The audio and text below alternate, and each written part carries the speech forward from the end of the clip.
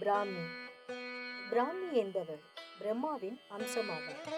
இவர் 3 தலைகளையும் 4 கரங்களையும் உடையவர். அன்னப்பறவையை வாகனமாக கொண்டவர். வெண்ணிற ஆடை அணிந்தவராகவும் ஸ்படிக மாலையை ஆபரணமாகவும் கொண்டவர். பிராமி மேற்கு திசைக்கு அதிபதியாக இருப்பவர். இவர் பராசக்தியின் முகத்திலிருந்து உருவானவர். கலைவாணி என்று அழைக்கப்படும் கல்விக்கு அதிபதியான சரஸ்வதியின் அம்சமாக திகழ்கிறார். மான் தோலை தன் மீது அணிந்திருக்கும் இந்த அன்னை ஞானத்தை வழங்கி அஞ்ஞானத்தை அகற்றுபவர்.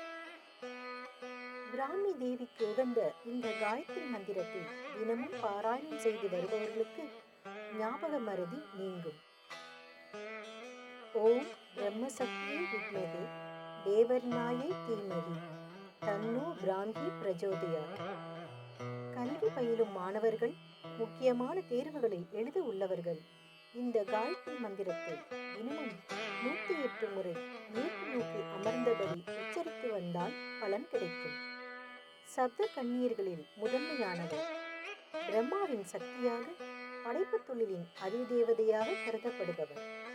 சப்த மாதிரி முதலாவதான பிராமி வழிபட்ட திருத்தலம் சக்கரமங்கை. சக்கரப்பள்ளி என அழைக்கப்பட்ட இந்த தலம் ஐயம்பேட்டை என தற்பொழுது அழைக்கப்படுகிறது. இறைவன் சக்கர வாகேஸ்வரர், இறைவி தேவநாயகி.